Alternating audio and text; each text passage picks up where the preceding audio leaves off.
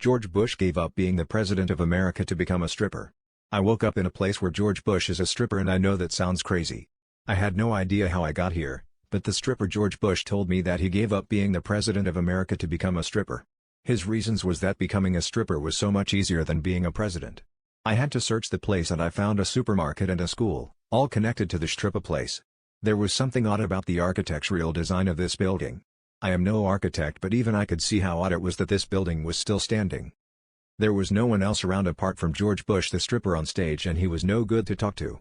I couldn't seem to remember how I got here, and then I found a worker at the supermarket. The woman asked me how was New York today. I felt confused by this question, and then I looked at the door which would lead me outside. Yes, if always falling to confusion, then go outside.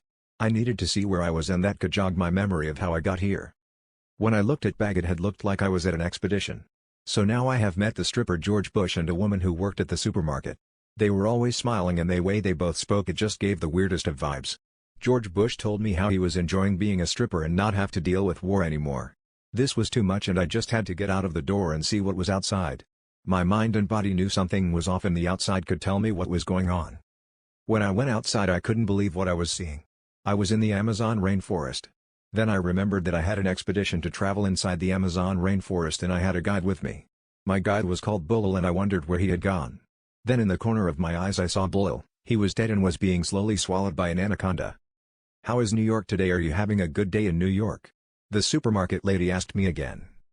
Then I looked at the awkward design of the building and how it was impossible to get a building inside the Amazon rainforest. Then I told the lady, "This isn't New York, it's the Amazon rainforest." Her smiley face turned into a raging embarrassed look, and she rushed back inside.